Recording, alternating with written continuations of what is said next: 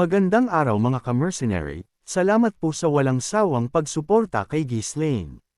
Salamat rin sa mga nagpapadala ng tulong sa pamamagitan ng pag-join at rejoin sa aking teritoryo.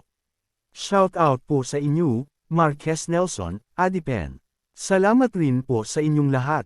Ang nakaraan, ngayong lumawak na ang nasa sakupan ni Ghislaine matapos matalo at makuha ang teritoryo ni Harold Desmond, tinanghal na ngayong isang count ng hilaga ang ating bida. Dahil doon, mas titindi ang aksyon, dahil direkta ng kalaban ang angkan ng Delphine, kaya sasakupin ngayon ni Ghislaine ang kanluran, ang teritoryo ni Marquez Roderick, kung saan naruroon ang malakas na nilalang na si Tennant. Pagpapatuloy, matapos ng pag-uusap ni Tennant at ng lalaking nakausap nito, nang tanggihan ni Tennant ang alok ng Maharlika, agad nang kumilos ito at naghanap ng posibleng paraan bilang kapalit ni Tennant.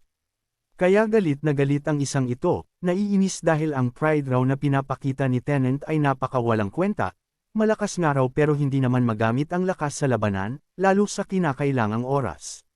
Sa inis inalis nito ang kanyang sombrero, naiinis talaga siya, kilala raw niya si Tennant, kaya lang sinasayang lang raw nito ang kanyang lakas, bakit pa raw nag-aantay pa ito ng isang nilalang na tatawag sa kanya sa unahan ng labanan. Matapos mapakalma ng bahagya ang sarili, agad nitong binalik ang sombrero, at kinausap ang nilalang sa harapan niya ang pangalan ay Dominic, isa rin sa malalakas sa teritoryo rito sa kanluran, ang nilalang tinutukoy ni Tennant na ito na lang ang kausapin. Napakalaki ng bakulaw na ito, nakatikip ang ulo at mukha, parang isang matador na taga-tapos ng buhay mga preso ang itsura ng isang ito. Dito ay seryoso siyang nagtanong sa kanyang kausap na kung ano raw ang mahalagang bagay kung bakit pa siya personal na pinuntahan ng Maharlika sa ganitong oras. Tumingin ito ng patagilid kay Dominic, inaalala niya ang kanyang punot dulong dahilan kung bakit niya kailangan ng malalakas na nilalang sa kanyang puwersa. Dito ay pinaliwanag niya ang dahilan na ang kanyang kapatid raw ay mukhang nabulag na sa kapangyarihan o awtoridad, dahil nagtayo pa raw ito ng isang kumpanya na taliwas sa kakayanan nito, at plano rin daw na siya ay kalabanan ng harapan, na sa isang ito ay hindi siya makakapayag dahil ito ay kanyang teritoryo. Kaya agad nagtanong si Dominic, ano raw ang gusto ng lalaki na gawin niya at kinailangan siya nito. Pumikit ng marahan ng isang ito sabay ngiti, at nagsabi na wala lang naman daw, ipakita lang raw sa kanyang kapatid na lalaki na mali siya ng binabangga, at hindi siya mahirap kalabanan. Dito ay may isang punyal itong inilabas, at agad na inilagay sa lamesa na nasa pagitan nila ni Dominic. Sabi nito, burahin mo ang trading company na itinayo ng aking kapatid, alisin mo ito ng buo sa mapa ng aking teritoryo, utos nito sa malaking lalaki na nasa harapan niya ngayon. Dagdag pa nito na huwag kakalimutan na iwan ang nasabing punyal sa pinangyarihan sa krimen na gagawin, mukhang palalabasin ng sakam na ito na iba ang may kagagawan ng patayan na magaganap. Agad na kinuha ng malaking bakulaw na ito ang punyal na nasa harapan niya, sinuri rin kaagad, at malinaw na ang punyal na ito ay pagmamay-ari rin ng isang Maharlika, na doon ililipat ang utak ng pagpatay. Muling nagbigay ng utos ang Maharlikang kausap nito, na ang deadline ng misyon ay next week na kaagad, bago maganap ang malkihang auction. Kaya sabi ng boss amo nito ngayon na kailangang raw nitong gawin ng maayos ang trabaho, hindi pwedeng magkamali o mabaigo sa misyon nito. Dagdag pa nito, tandaan mo, ang iyong mga ata ay hawak ko, sabi ng isang ito, na kaya naman pala maagnas ang mock-om na ito dahil hostage nito ngayon ang anak ni Dominic. Matapos, ng pag-uusap na iyon, agad nang lumabas ang malaking taong ito, wala siyang magawa dahil ang kanyang anak ay hawak ng isang Maharlika, kaya rito ay nasa labasan ito naglalakad, basang-basa ng ulan, hindi kasi uso sa kanila yung payong, para maangas. Hawak-hawak ng malaking lalaki ang punyal na bigay-bigay ng Maharlikang nag-utos sa kanya, habang nasa gitna ito ng ulanan. Lumipat naman ang eksena sa isang lugar na ito, nabuhay pa ang mga ilaw sa loob kahit 10 oras na ng gabi, dahil maingat ring nagpupulong-pulong ang mga tao rito. Dito ay nagulat ang mga ito sa utos ni Martin, talagang napakasama raw ng taong iyon, at balak pang burahin sa mapa ang kumpanya ng kanyang kapatid. Naiinis rin sila kung hanggang kailan raw sila pagbabantaan at gagamitin ng Martin na iyon gamit ang anak ni Dominic. Malinaw sa kanila na ginagamit lang sila, ang kanilang Drake Mercenary Group, ni Martin para sa pag-angkin nito sa trono. Agad na tumayo ang lalaking nakasuot ng kwali pula, bossing hindi ko na talaga ito matatagalan pa, Tara sumugod na tayo roon, basagin natin ang ulo ng Martin na iyon. Galit na sabi nito, punong-puno na ng pagrereklamo ang mga tauhan o kasamahan ni Dominic dahil sa panggagamit sa kanila ni Martin.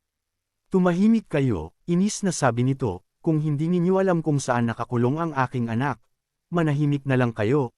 Galit na sabi nito, ito rin kasi ang dahilan bakit hindi niya magawang manlaban, dahil hindi siya sigurado kung saan naruroon nilagay ang kanyang anak. Dahil doon, ang mga makom na ito ay agad na tumigil, natahimik, dahil sa mga gustong gawin ng mga ito mas lalong malalagay sa delikadong sitwasyon ng anak ni Dominic.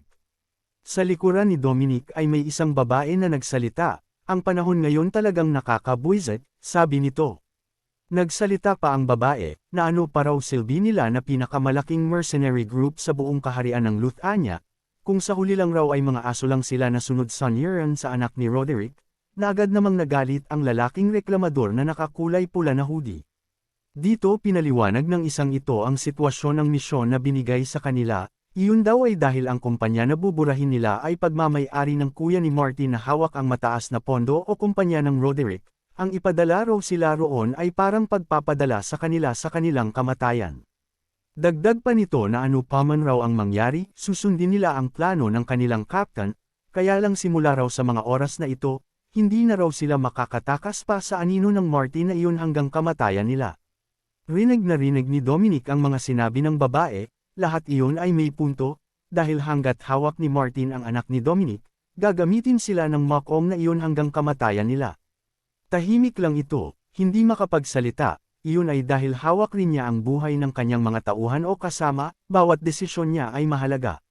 Sabi ng isang ito, dapat pala sa Hilaga na lang tayo nagpunta noon, sabi ng lalaking may sombrero, na nagalit naman ang lalaking kalbo, na ang sabi ay sa nakaraan na raw iyon, hindi na kailangang balikan pa ngayon.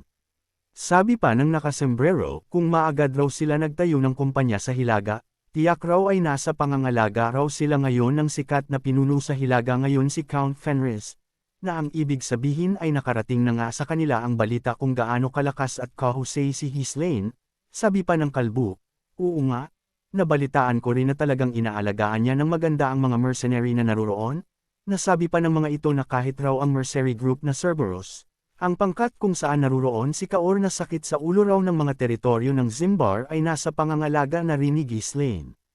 Hindi lamang iyon, dahil alam rin nila ang patungkol sa pinuno ng makasaysayang mercenary group noon na tinatawag na Raratus Mercenary Group na si Whitebeard Lion ay nasa pangangalaga na rin raw ni Count Fenris, na ngayon ay naririto na. Dahil sa mga bagay na iyon na pinag-uusapan ng mga tauhan nito, agad siyang natigilan, napaisip, nabanggit ang salitang Fenris. Napangiti ang isang ito, sabi niya, mukhang gusto ko siyang makita kahit isang beses lang bago ako mamatay, sabi nito. Napatingala pa ang isang ito, sabi niya, kaya lang sa ngayon, kung magkikita kami mukhang sa gitna na ng labanan, kung saan ako mamamatay, sabi nito, na wala na talaga itong magawa pa sa kanilang sitwasyon ngayon, dahil hanggat hawak ni Martin ang anak niya kamatayan ang nag-aantay sa kanya. Maya-maya ay biglang nagmamadaling pumasok ang tauhan na parang may timba sa ulo, sabi nito, Kapitan may bisita po tayong dumating, pagmamadali nito. Sabi ng mga kasama sa loob, ano? Bisita, may kliyente tayo ngayon, sinong hangal ang pupunta ng ganitong oras ng gabi, sabi ng mga kasama. Sabi pa ng tauhan na pumasok, nagpakilala po siya na siya raw ay ang kanang kamay at mensahero ni Count Ferncy. Matapos makapasok ni Gillian sa loob, agad itong nagpakilala, na siya raw ang dating pinuno ng Ratetost Mercenary Group, ang deputy leader ng Fenris Mercenary, na nangangahulugan na katumbas nito si Dominic sa Mercenary Group ng Kanluran. Nang magpakilala si Gillian, dito ay gulat na gulat ito nang makita ang sikat na halimaw na leader ng makasaysayang Ratetost Mercenary Group, nagtataka siya kung anong ginagawa ngayon ni Gillian rito sa lugar na kinaroroonan niya. Dito ay seryosong nakatingin ang isang ito kay Dominic, sabi nito, pinuno ng Drake Mercenary Group, Dominic, may nangangailangan ng tulong mo, sumunod ka sa akin, sabi nito sa leader ng Drake Mercenary Group. Matapos ng tagpong iyon, agad nang kumilos si Gillian at si Dominic, lumakad na ang dalawa at nagtungo rito sa liblib at tahimik na lugar na ito. May isang kubo na sira-sira na sa gitna ng kakahuyan sa lugar na ito, naririto ngayon ang ating bida na si Ghislaine. Dahan-daang binubuksan ng dalawang malakas na nilalang ang pinto sa lugar na ito, sila Gillian at Dominic. Sa loob ay may isang lalaking nakaupo, nag-aantay sa pagdating ng dalawa. Ito ang ating bida, alam niya na tagumpay na madadala ni Gillian si Dominic. Naririto na nga ang dalawang ito, mukhang mas malaki pala itong si Gillian kay Dominic. At nagtataka ang isang ito kung ano ang kailangan ng ating bida sa kanya. Sabi ni Gillian, kamahalan dinala ko na po si Dominic rito. Pag-uulat ni Gillian kay Ghislaine. Hindi pa nagsasalita ngayon si Ghislaine, dahan-daang inianggat ang kanyang ulo para tignan ang dumating na nilalang. Tunay ngang si Ghislaine ang naririto ngayon at palihim na makikipagpulong sa pinuno ng pinakamalaking mercenary group sa kaharian. Patawarin mo ako kung pinatawag kita ng ganitong oras ng gabi, sige maupo ka, pag-uutos ng ating bida, na agad na nagpapakita ng awtoridad at lakas nito. Ang isang ito ay pawis na pawis, kasabay na rin na basang-basa ito ng ulan, sabi nito, napakabata mo pa, sigurado bang ikaw si Count Fenris? Tanong nito na nagtataka talaga. Agad na sumagot ang ating bida, at nagpakilala na siya nga raw si Count Ghislaine Fenris, ang bagong commander ng hukbo ng kaharian ng Luthania sa Hilaga. Si Dominic ay hindi rin basta-basta na mercenaryo, malakas ito at maingat. Katunayan hindi ito basta-basta nagpapaniwala sa mga ganitong bagay, kaya lang malinaw sa kanya na ang nilalang na nasa likuran niya ay ang tanya na Lion Whitebeard. At kung totoong ito ang kamahalang pinaglilingkuran ni Gillian, tiyak na si Count Fenris nga ang batang kamahalan na nasa harapan niya ngayon. Kaya agad na itong umupos, sige na nga, sabihin na natin na ikaw nga si Count Fenris.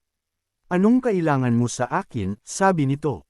Nakatitig lang ng sandali si Ghislaine sa lalaking nasa harapan niya, at pinapakiramdam ang lalaki.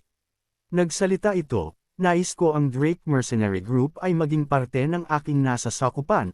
Derek na sabi nitong si Ghislaine, bagay na ikinagulat ni Dominic.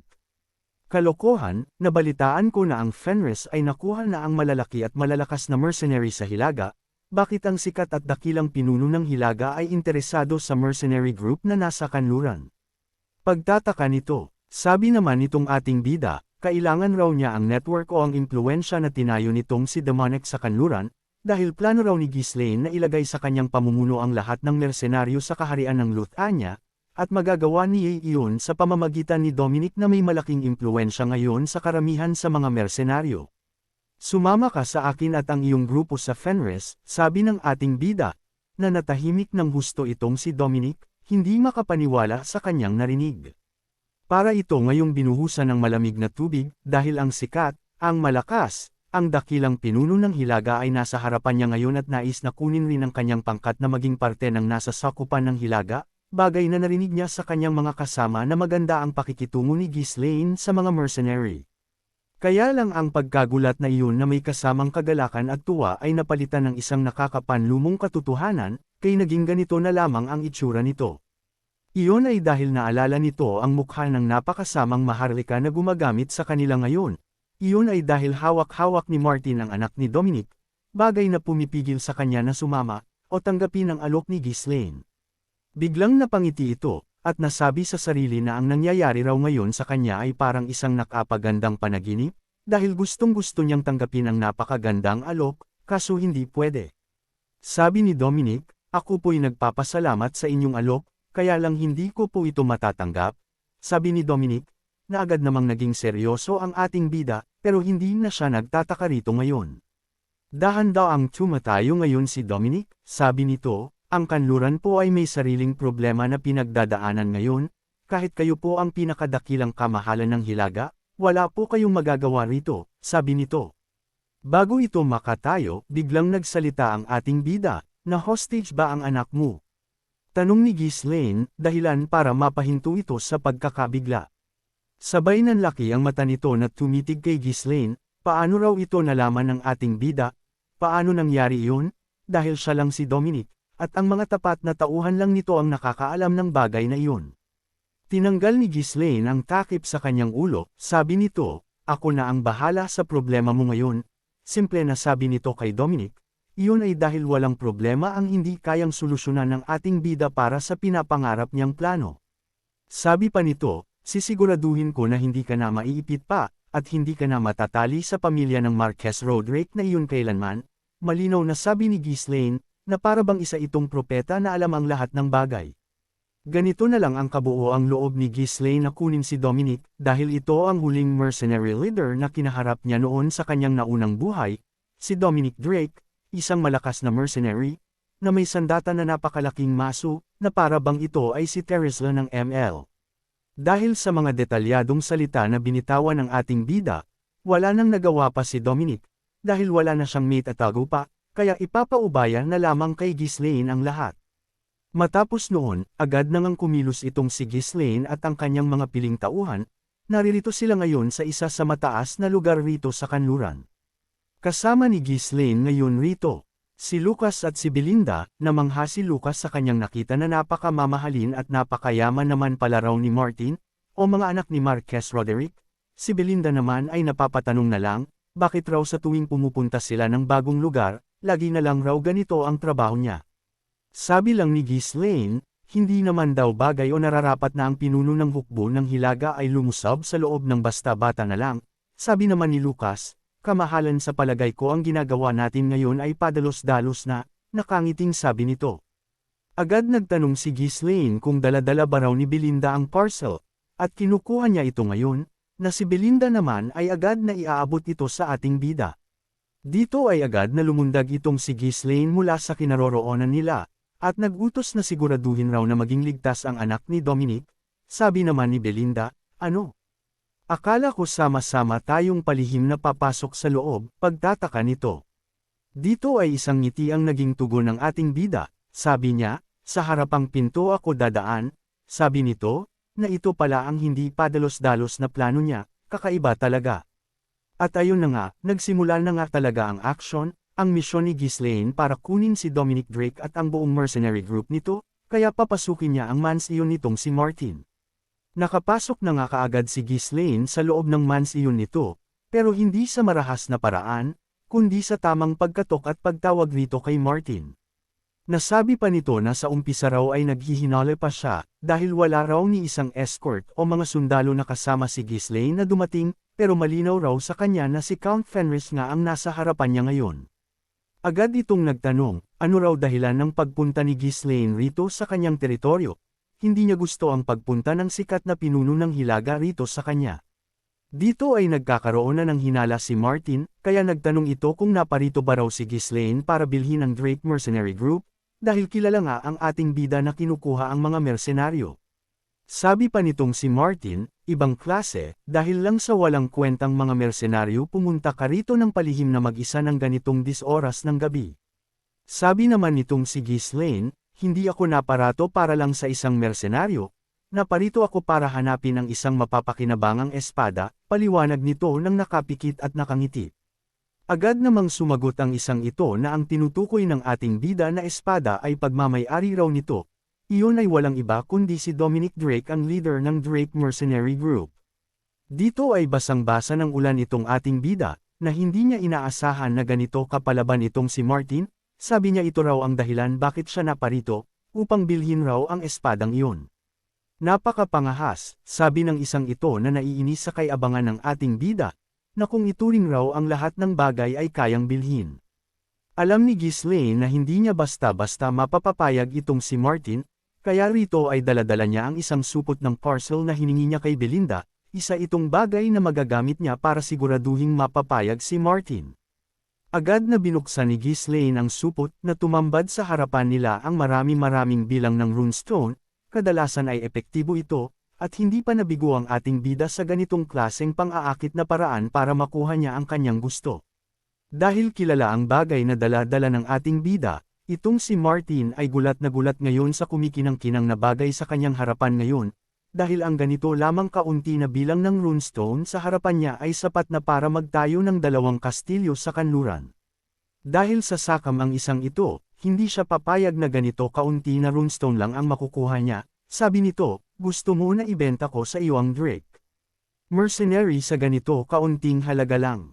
Tanong nito, sabi naman ni Ghislaine, kung hindi ito sapat kayang-kaya kung dagdag pa ito ng mas marami pa, dahil napakarami kong ganito sa aking teritoryo, nakangiting sabi nito. Agad naningkit sa pagkaseryoso itong si Martin, ikaw. Alam mo kung ano ang mga ginagawa ko ngayon. Sabi nito, iyon ay dahil may laban na kinahaharap itong si Martin, iyon ay ang kunin ang posisyon ng pagiging tagapagmana mula sa kanyang kuya. Sinagot ito ng ating bida, sinabi na patungkol raw ito sa agawan ng trono, na nagulat si Martin, na alam naman pala ni Ghislaine, tapos bakit raw siyang papayag na ibenta ang isa sa malakas na puwersa na hawak-hawak niya para makuha ang trono.